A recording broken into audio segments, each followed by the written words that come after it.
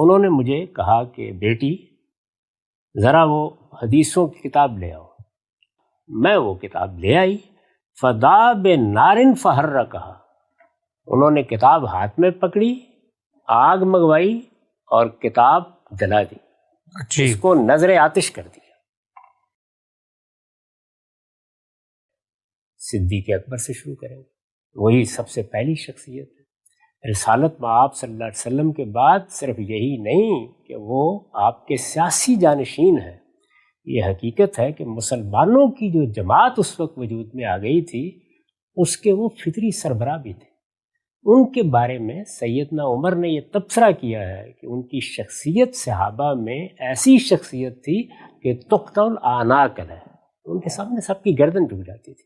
اپنے علم، اپنے تقوی، رسالت مآب صلی اللہ علیہ وسلم کے ساتھ تعلق اور جو کچھ ان کی دین کے لیے خدمات ہیں اور دین میں جو انہوں نے سبقت اختیار کی، یہ سب چیزیں ان کو ایک بڑا ممتاز مقام دیتی ہیں. وہ اس پوری امت کے سب سے بڑے آدمی ہیں اور رسالت مآب صلی اللہ علیہ وسلم کے بعد وہی ہیں جن کی طرف علم کے معاملے میں بھی رجوع کیا جائے گا اور سیاسی معاملات میں بھی مسلمانوں نے انہی پر اعتماد کیا. گویا وہ سب سے بڑے عالم بھی ہیں اور سب سے بڑے رہنما بھی ہیں. ٹھیک، وہ اس پوری ملت کے یا صحابہ کے زعیم ہیں. اس حیثیت سے بھی ہم یہ دیکھیں گے کہ انہوں نے کیا طریقہ اختیار کیا. میں تینوں چیزوں کے بارے میں آپ کو یہ بتاتا ہوں کہ کیا معاملات پیش آئے اور سیدنا صدیق نے اس میں کیا اقدام کیا. پہلی چیز کیا تھی، یعنی کتابت کے بارے میں کیا رائے قائم کی ہے. رسول اللہ صلی اللہ علیہ وسلم نے اس سے روک دیا تھا اور بہت سختی کے ساتھ روک دیا تھا. یہ کہا تھا کہ جو کچھ لکھا جا چکا ہے وہ بھی محو کر دیا جائے. میں نے ابھی عرض کیا کہ اس میں دو رائے ہو سکتی تھی، ہمیشہ کے لیے روک دیا ہے یا کچھ حدود و قیود ہے. سیدنا صدیق کا طرز عمل بتاتا ہے کہ ان کی رائے دوسری تھی. یعنی وہ یہ سمجھتے تھے کہ یہ قرآن مجید کی حفاظت کو سامنے رکھ کر ہدایت کی گئی ہے، یہ کوئی ابدی حکم نہیں ہے. لہٰذا رسول اللہ صلی اللہ علیہ وسلم کا علم یا آپ کی سیرت اگر خود آپ کی زبان سے بیان ہوئی ہے اور میں اس میں سے کسی چیز کو بات بیان کر سکتا ہوں، کوئی دوسرا بیان کر سکتا ہے، اگر اس کو ہم تحریر بھی کر لیں، اس کو اب لکھ بھی لیں، جبکہ قرآن مجید ہر لحاظ سے محفوظ ہو چکا ہے، اس کی ترتیب و تدوین پایہ تکمیل کو پہنچ گئی ہے، اب کوئی اندیشہ، کوئی خدشہ باقی نہیں رہا، تو اس میں کوئی حرج نہیں. ان کی رائے یہ بنی. اس کی میں آپ کے سامنے تفصیل کروں گا کہ میں یہ بات کس بنیاد پر کہتا ہوں. ٹھیک، یہ رائے بنی تو یہ واقعہ آپ کے سامنے ابھی آئے گا. انہوں نے ایک مجموعہ خود مرتب کرنے کا فیصلہ کیا. سیدنا ابوبکر نے خود، سیدنا صدیق نے خود. اچھا، کتنی بڑی بات تھی اور کتنا غیر معمولی فیصلہ ہے.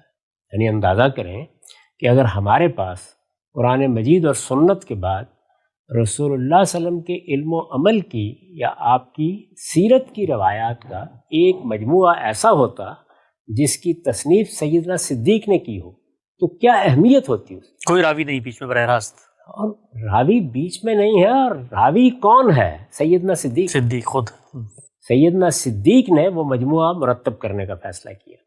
یہ معلوم ہوتا ہے کہ اس میں ان کی اپنی روایتیں بھی ان کے پیش نظر تھیں، یعنی جو انہوں نے براہ راست سنا، اور جو انہوں نے دوسرے صحابہ سے سن کر لکھ رکھا ہوا تھا، اور انہیں پورا اطمینان تھا کہ یہ بات مجھ تک ٹھیک پہنچی ہے. میں اس سے پہلے یہ عرض کر چکا ہوں کہ صحابہ اس کا اہتمام کرتے تھے کہ ہم اگر کاروبار کے لیے جا رہے ہیں یا کسی اور کام میں مصروف ہے تو ہمارا کوئی ساتھی، ہمارا کوئی پڑوسی، ہمارا کوئی دوست موجود رہے، اور رسالت مآب صلی اللہ علیہ وسلم کی طرف سے اگر کوئی بات کہی جائے، آپ کے علم و عمل کا کوئی خاص پہلو سامنے آئے تو وہ ہم تک پہنچ جائے. اس طریقے سے گویا حضور کی زندگی میں بھی روایت بالواسطہ ہو جاتی تھی. سیدنا عمر کے بارے میں یہ بیان کر چکا ہوں کہ انہوں نے اس کا خصوصی اہتمام کیا. تو سیدنا صدیق نے ایک مجموعہ ترتیب دیا. یہ معلوم ہوتا ہے کہ اس میں قریباً 500 روایتیں تھیں. اچھا، آپ اندازہ کر سکتے ہیں کہ یہ کم و بیش اتنا ہی بڑا مجموعہ ہوتا جیسے کہ ہمارے پاس حدیث کی اولین کتاب موطا امام مالک، اتنا ہی بڑا مجموعہ ہوتا. یہ انہوں نے ترتیب دے دیا. اس کو ترتیب دینے کے بعد انہوں نے اپنی بیٹی سیدہ عائشہ سے کہا کہ اسے رکھ لو. یہ مجموعہ ترتیب دینا اس کے لیے روایات کو جمع کرنا، یہ بتا رہا ہے کہ ان کی رائے یہی بنی کہ اب اس میں حرج نہیں، گویا وہ حکم ابدی نہیں تھا، وہ حکم ابدی نہیں تھا۔ ہم اگر یہ محسوس کریں کہ اب کوئی اندیشہ نہیں، کوئی خدشہ نہیں، تو اس علم کو، اس تاریخ کو محفوظ ہونا چاہیے۔ یعنی فطری تقاضا تو ہر بڑی شخصیت یا ہر بڑے واقعے کا یہی ہوتا ہے کہ اس کی تاریخ محفوظ ہو، اسے لکھا جائے، اس کو بیان کیا جائے۔ فطری بات یہی ہے۔ رسالت میں آپ صلی اللہ علیہ وسلم نے جن چیزوں کو سامنے رکھ کر اس سے روک دیا تھا اور سختی کے ساتھ روک دیا تھا، انہوں نے یہی رائے قائم کی کہ اس کے پیچھے یہ استدلال تھا، اور اب چونکہ یہ اندیشہ ختم ہو گیا تو میں اس کو ترتیب دے سکتا ہوں۔ یہ اس اقدام سے واضح ہو گیا۔ اب ذرا روایت سنیے، یہ میں تذکرۃ الحفاظ سے آپ کے سامنے رکھ رہا ہوں۔ یہ آپ جانتے ہیں کہ امام ذہبی کی تصنیف ہے۔ کہتے ہیں کہ سیدہ عائشہ نے بیان کیا، قالت عائشہ جمع ابی الحدیث عن رسول اللہ صلی اللہ علیہ وسلم۔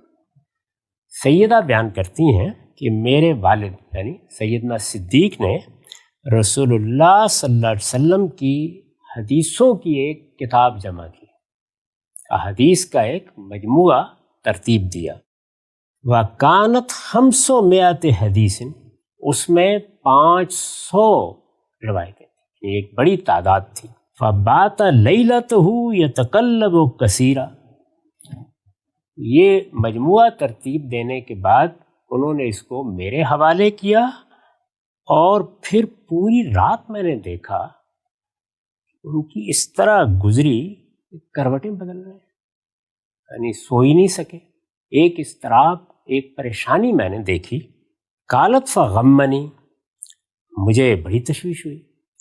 فقلت، میں نے پوچھا اتتکلب لشکوی او لشیء بلغک، ابا جان آپ کو کوئی تکلیف ہوئی ہے، کوئی ایسی چیز ہے جو آپ کے لیے اضطراب کا باعث بن رہی ہے، یا کوئی اطلاع ایسی پہنچی ہے کہ آپ اس طرح کروٹیں بدلتے رہے ہیں؟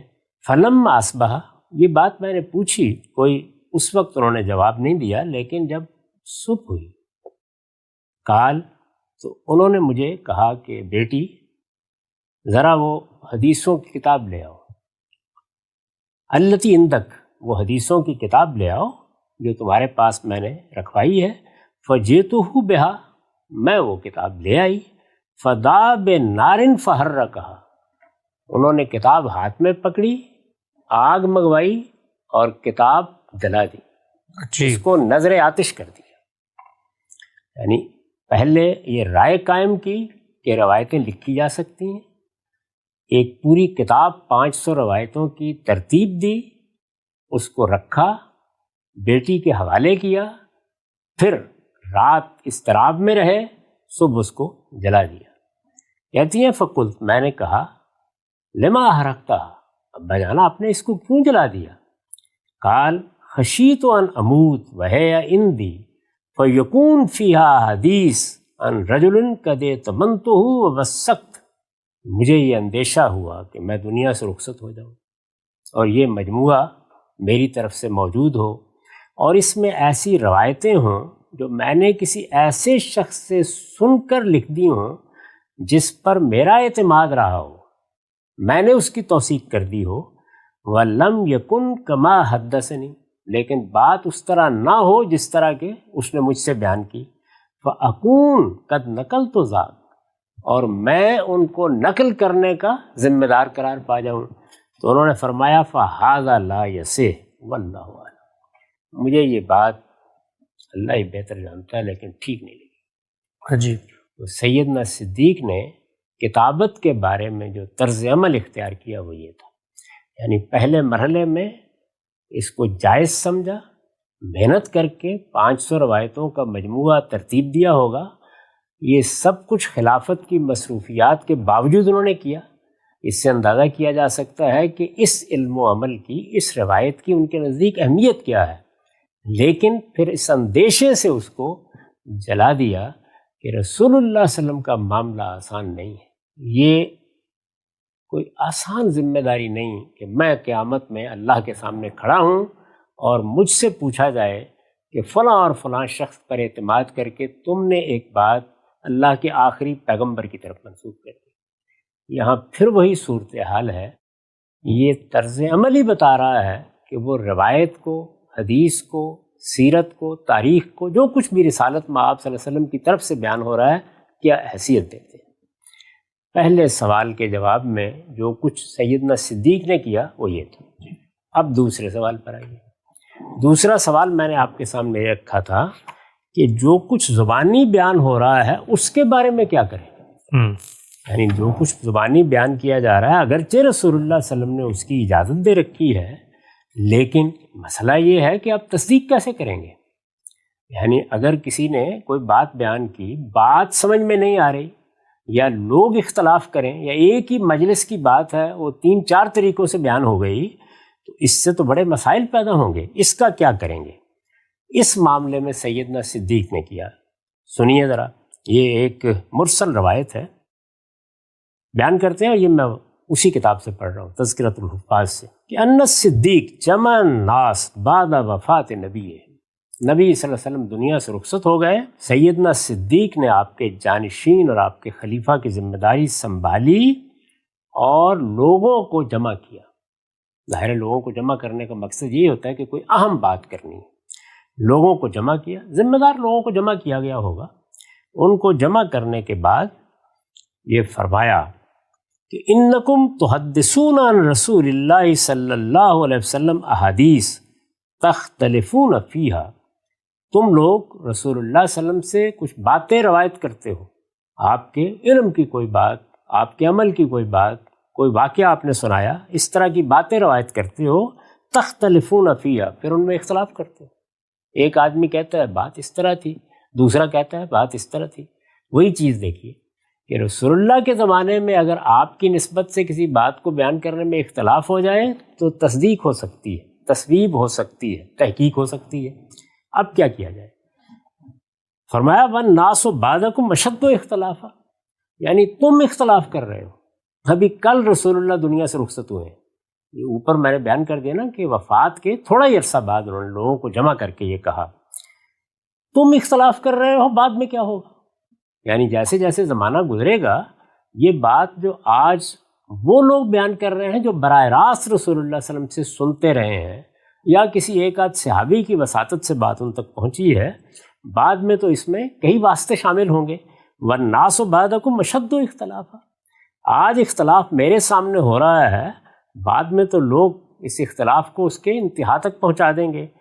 تو فرمایا فَلَا تُحَدِّثُوا عَنْ رَسُولِ اللَّهِ صلی اللہ علیہ وسلم شَيْئًا، میں تمہیں ہدایت کر رہا ہوں کہ اب رسول اللہ صلی اللہ علیہ وسلم سے کوئی بات زبانی بھی بیان نہیں کی جائے. یعنی جس کی اجازت رسول اللہ نے خود دی تھی، جس کی اجازت رسول اللہ نے خود دی تھی، تو انہوں نے اس میں اس پہلو کو دیکھ کر کہ رسول اللہ کے زمانے میں تو یہ اندیشہ نہیں تھا. اگرچہ بعض واقعات بیان کیے گئے ہیں کہ رسول اللہ کی موجودگی میں ایک شخص نے آپ کی نسبت سے ایک پورا کا پورا واقعہ بیان کر دیا جا کے اس کو موت کی سزا دی گئی.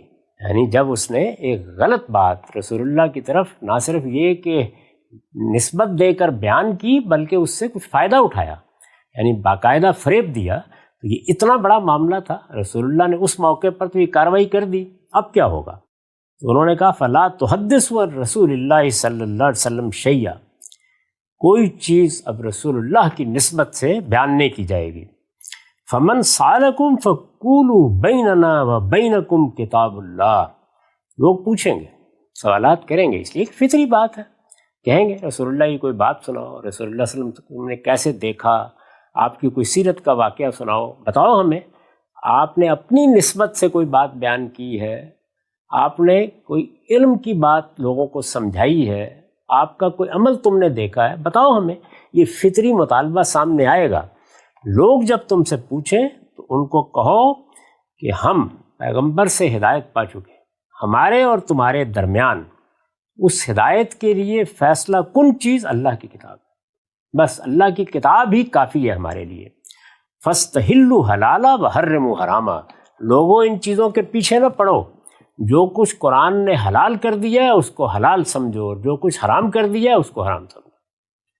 یہ انہوں نے فرمایا. دین میں آپ جانتے ہیں کہ سب سے بڑا مسئلہ یہ حلال و حرام کا ہوتا ہے. وہ اس بات سے واقف تھے، دین کے ایک عالم کی حیثیت سے واقف تھے، دین کے ایک ادا شناس کی حیثیت سے واقف تھے کہ حرمت حلت کے تمام مقدمات قرآن مجید نے اصول کے طور پر بیان کر دیے ہیں، اس لیے کسی غلط فہمی کا کوئی اندیشہ ہی نہیں۔ تو حدیث بیان کرنے کے بارے میں بھی انہوں نے پابندی لگا دی اور فرمایا کہ کتابت کا معاملہ تو وہ ہوا، کوئی شخص بیان بھی نہیں کرے گا، اور اس کی وجہ بیان کی اور یہ کہا کہ لوگوں سے کہو کہ وہ اللہ کی کتاب کی طرف رجوع کریں، وہی ہمارے لیے ہدایت کا منبع ہے۔ حلال حرام کے معاملے میں ہر چیز اس میں واضح کر دی گئی ہے، اس کی بنیاد پر جو بات کہنی ہے کہو، حلال ہے تو حلال ہے، حرام ہے تو حرام ہے۔ اب جب یہ سنت کا ذکر کیوں نہیں فرمایا انہوں نے؟ سنت زیر بحث نہیں ہے، اس لیے کہ وہ رائج ہو چکی ہے، جس طرح کہ قرآن مجید لوگوں کے ہاتھوں میں پہنچ چکا ہے۔ قرآن مجید کے بارے میں تو پھر یہ مسئلہ ہے کہ کہیں کوئی درمیان میں چیز لوگ ڈال نہ دیں، کوئی عبارت لکھ نہ دیں، یعنی ابھی وہ چونکہ اجماع اور تواتر کے مرحلے سے گزر رہا ہے، سنت تو رائج ہو چکی، اس کے بارے میں ادنا تشویش بھی نہیں ہے۔ وہ روز نماز پڑھاتے ہیں، لوگ روزہ رکھتے ہیں، حج و عمرہ بالکل پہلے سے طے ہے، اور سنت کا بہت بڑا حصہ تو ہم یہ ثابت کر چکے، اس کو واضح کر چکے کہ وہ اصل میں ان کی میراث ہے، وہ پہلے سے دین ابراہیمی کی روایت کے طور پر موجود ہے، اس میں تو چند چیزوں کا اضافہ ہوا ہے اور وہ بھی رسم بن چکی ہیں کہ ان کے بارے میں کسی تردد کا اندیشہ ہی نہیں ہے۔ تو یہ سب چیزیں اگر سمجھنی ہوں تو اس بحث کو سن لینا چاہیے، اس کے بارے میں کوئی تشویش ہو ہی نہیں سکتی تھی، قرآن کے بارے میں ہو سکتی تھی۔ اور دوسری چیز یہ کہ حلت حرمت کی بہت سی چیزیں استنباطی، اجتہادی اور اطلاقی ہوتی ہیں، تو اس میں تمام اصول قرآن میں بیان کرتے ہیں، بالکل واضح بات ہے۔ اور زیادہ تر لوگ یہی پوچھتے ہیں رسول اللہ صلی اللہ علیہ وسلم نے اس کو حرام تو نہیں قرار دیا، اس سے روکا تو نہیں؟ تو انہوں نے بتایا کہ سب سے بڑا سوال یہی ہوگا نا، تو اس معاملے میں قرآن مجید بالکل واضح ہے، بالکل متعین ہے، کسی اور چیز کی طرف مراجعت کی ضرورت ہی نہیں ہے۔ یعنی حلال و حرام کے اصول قرآن نے ایسے بیان کر دیے ہیں کہ اب اس باب میں نہ سنت کی طرف دیکھنے کی ضرورت باقی رہی ہے، نہ کسی اور چیز کی طرف۔ ٹھیک، تو یہی بات انہوں نے اس موقع کے اوپر کہی۔ یہ دوسرے سوال کے بارے میں ان کا طرز عمل تھا۔ تیسرا مسئلہ کیا تھا؟ تیسرا مسئلہ یہ تھا کہ اس سب کچھ کے باوجود جو کچھ پھیل چکا ہے، جو کچھ بیان ہو چکا ہے، یا کسی موقع پر کوئی سوال پیدا ہوتا ہے اور کوئی چیز سامنے آ جاتی ہے، تو اب کیا کرنا ہے؟ یعنی کیا ہم کوئی شخص بیان کرے گا تو اس کو مان لیں گے، یا ایک دوسرا پہلو بھی ہو سکتا ہے کیا ہر حال میں انکار کر دیں گے کہ نہیں ہم تو یہ بات سننے کے لیے تیار نہیں ہیں؟ تو یہاں بھی آخر کوئی رائے قائم کرنی تھی۔ تو تیسرے سوال کے جواب میں دیکھیے انہوں نے کیا کیا۔ یہ ایک واقعہ بیان ہوا ہے، اس کو بھی ذہبی نے اسی تذکرۃ الحفاظ میں انہی کے ترجمے میں بیان کیا ہے۔ یہ کہتے ہیں کہ سیدنا صدیق کے پاس ایک عورت آئی، وہ دادی تھی، انہوں نے آ کے یہ کہا کہ مجھے حصہ ملنا چاہیے۔ یہ دیکھیے سوال کیسے پیدا ہو سکتا ہے، ماں باپ موجود ہیں، ان کا حصہ 1/6 1/6 میراث کا حصہ زیر بحث ہے۔ یہ ہو سکتا ہے کہ ماں موجود نہ ہو، یعنی صرف باپ ہو اور دادی ہو، یہ ہو سکتا ہے کہ صرف باپ ہو اور نانی ہو، یہ ہو سکتا ہے کہ ماں موجود ہے اور دادا ہو۔ تو یہاں یہ سوال پیدا ہوگا کہ اب چونکہ ایک صرف تو موجود ہے، باپ ہے یا ماں ہے، تو کیا جس کی جگہ خالی ہوئی ہے وہ جگہ دادی یا نانی یا دادا اور نانا لے لیں گے؟ یہ سوال ہے، یہ ایک اجتہادی اطلاق کا سوال ہے۔ دادی نے آ کے یہ کہا کہ مجھے حصہ دے دیں، یعنی ماں نہیں ہے تو میرا حصہ بھی وہی ہونا چاہیے جو ماں کا ہے۔ سیدنا صدیق نے جواب دیا، ما اجد لک فی کتاب اللہ شیئا، اللہ کی کتاب میں مجھے تمہارا کوئی حصہ نہیں ملا، یعنی اللہ کی کتاب نے جو حصے مقرر کیے ہیں اس میں دادی کا کوئی حصہ نہیں ہے۔ ظاہر ہے کہ یہ کس موقع پر سیدنا صدیق کہیں گے؟ جب کوئی ایک موجود ہے۔ یہ عام حالات میں تو نہیں کہا جا سکتا نا، اس لیے کہ اگر ماں باپ دونوں نہیں ہیں تو پھر تو دادا دادی کو حصہ ملنا ہے۔ لیکن انہوں نے فرمایا کہ ما اجد لک فی کتاب اللہ شیئا، اللہ کی کتاب میں تمہارا کوئی حصہ میں دیکھتا نہیں۔ وما علمت ان رسول اللہ صلی اللہ علیہ وسلم ذکر لک شیئا، اور نہ میرے علم میں اس طرح کی کوئی بات ہے کہ رسول اللہ صلی اللہ علیہ وسلم نے دادی کا کوئی حصہ بیان فرمایا ہو۔ یہ دیکھیے رسول اللہ نے بیان فرمایا ہو، اگر ان کے علم میں ہے تو وہ اس سے فائدہ اٹھائیں گے نا۔ علم تو ہر حال میں علم ہے، یعنی وہ اس کی اہمیت کا انکار نہیں کر رہے، وہ اندیشے ہیں جن کو سامنے رکھ کر یہ ہدایات کر رہے ہیں۔ تو انہوں نے کہا کہ میرے علم میں یہ بھی نہیں ہے۔ پھر انہوں نے ثم سال الناس، لوگوں سے پوچھا تم لوگوں کے علم میں کوئی ایسی بات ہے؟ اب یہ دیکھیے روایت کو جاننے کی صحیح بھی کر رہے ہیں، پہلے منع کیا تھا کہ آپ کو بیان نہ کرے، بیان نہ کرے، جاننے کی، اس لیے کہ مسئلہ پیش آ گیا، یعنی ضرورت موجود ہے۔ فقام المغیرہ، تو رسول اللہ کے ایک صحابی مغیرہ کھڑے ہوئے، انہوں نے کہا فقال حضرت رسول اللہ صلی اللہ علیہ وسلم یوتی السدس، میں رسول اللہ کی خدمت میں حاضر تھا، میں نے دیکھا ہے کہ آپ نے اس طرح کی صورتحال میں دادی کو وہی ماں کا 1/6 حصہ دلوا دیا تھا۔ اچھا، انہوں نے یہ روایت بیان کر دی۔ میں پھر عرض کر دوں کہ یہ کوئی دین میں اضافہ نہیں ہوا، یعنی دین میں ایک اطلاقی مسئلے میں رسالت مآب صلی اللہ علیہ وسلم نے کیا کیا، ایک اجتہادی معاملے میں جو اگر رسالت مآب صلی اللہ علیہ وسلم نہ فرماتے تو فقہا اجتہاد کرتے، کیا کیا؟ فقال لہو، سیدنا صدیق نے ان سے کہا، اب دیکھیے ایک صحابی براہ راست بیان کر رہے ہیں، کہتے ہیں حضرت تو رسول اللہ صلی اللہ علیہ وسلم، میں حاضر تھا، میں موجود تھا وہاں پہ، حضور نے یہ کیا تھا۔ فقال لہو هل معک احد، تمہارے ساتھ کوئی شخص گواہی دینے والا ہے؟ عجیب۔ فشاہد محمد بن مسلمہ بمثل ذالک، چنانچہ محمد بن مسلمہ نے اسی بات کی گواہی دی، انہوں نے کہا کہ ہاں ایسے ہی فرمایا تھا۔ فَأَنفَذَهُ لَهَا ابو بکر رضی اللہ عنہ، سیدنا صدیق نے دادی کے لیے اس فیصلے کا نفاذ کر دیا۔ رسالت مآب صلی اللہ علیہ وسلم کا فیصلہ جب متحقق ہو گیا تو انہوں نے اس پر عمل کیا اور اس کا نفاذ کر دیا۔ یہ معلوم ہوا کہ جو کچھ کیا جا رہا ہے وہ احتیاط کا تقاضا ہے، وہ ذمہ داری کا تقاضا ہے۔ انہوں نے آگے بیان کرنے سے بھی روکا، انہوں نے لکھی ہوئی کتاب بھی جلا دی، لیکن جب کوئی چیز سامنے آ گئی، رسالت مآب صلی اللہ علیہ وسلم کا ایک فیصلہ معلوم ہوا، اور ایک اجتہادی معاملے میں، اجتہادی معاملات ہمیشہ محتمل الوجہین ہوتے ہیں، اس میں دو رائے قائم کی جا سکتی ہیں، جیسے کہ ان کو پہلے خیال ہوا کہ جب اللہ تعالیٰ نے اس صورتحال کے لیے کوئی چیز بیان نہیں کی تو معاملہ ختم ہوا، بیان نہیں کی، یہ نہیں کہ اس کے خلاف کوئی بات ہے، جب نہیں بیان کی تو معاملہ ختم ہو گیا، اور پھر جب یہ بتایا گیا تو بڑی معقول بات سامنے آ گئی، تو دونوں آراء ہو سکتی تھی، یعنی فقہا بھی دونوں میں سے کوئی رائے قائم کر سکتے تھے، بعد میں کہہ سکتے تھے کہ دادی کا کوئی حصہ نہیں ہے صورت میں، اور کہہ سکتے تھے کہ دادی کو وہی دیا جائے گا، جیسے کہ یتیم پوتے کے معاملے میں ہم جانتے ہیں کہ اسی طرح کا اختلاف پیدا ہو گیا ہے۔ تو انہوں نے اس موقع کے اوپر جب یہ دیکھا تو کیا کیا، یعنی خبر واحد تھی، ایک شخص نے بیان کی تھی، اس کو اسی طرح قبول نہیں کیا، اس کے ساتھ شہادت کے طریقے کے اوپر ایک دوسرے آدمی کو طلب کیا، جب انہیں وہ شہادت میسر آ گئی تو اس وقت انہوں نے اس کے مطابق فیصلہ کر دیا۔ اس سے یہ معلوم ہوا کہ ان کے ہاں اگر کوئی دین کا مسئلہ ہے، اہمیت رکھنے والی بات ہے، اس میں کسی کا حق تلف ہونے کا اندیشہ ہے یا حق ملنے کا معاملہ ہے، یہ ان کی ذمہ داری ہے کہ وہ حقوق دلوائیں، اس میں اگر کوئی چیز سامنے آتی ہے تو وہ روایت کو محض اس لیے قبول نہیں کریں گے کہ ایک صحابی بیان کر رہا ہے، درحال کہ صحابی کے بارے میں یہ اندیشہ نہیں ہے کہ وہ کوئی غلط بات اللہ کے پیغمبر کی طرف منسوب کرے گا، اور یہ آگے چل کے میں بتاؤں گا کہ بعد میں ہر تحقیق سے یہ بات ثابت بھی ہوئی، لیکن غلطی لگ سکتی ہے، ایک بات کو سننے سمجھنے میں خطا ہو سکتی ہے۔ تو انہوں نے یہ کہا کہ نہیں، اس طرح کی کسی بات پر ہم گواہی طلب کریں گے، اگر شہادت کا نصاب پورا ہو جاتا ہے تو پھر قبول کریں گے۔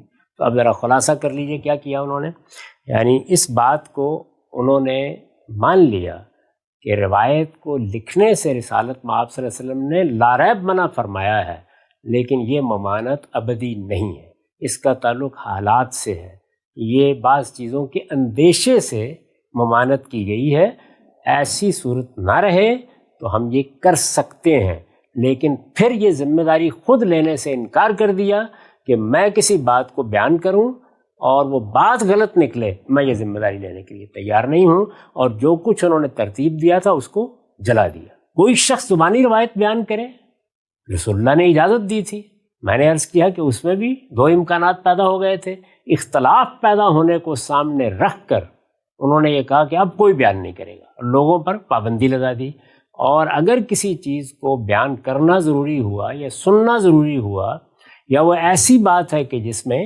ان کی جو ذمہ داری ہے ایک حکمران کی حیثیت سے مدد مل رہی ہے، اور وہ اللہ کے پیغمبر کا علم ہے تو شہادت کے نصاب کے تحت اس کو قبول کیا، محض ایک آدمی کی روایت کو قبول نہیں کیا۔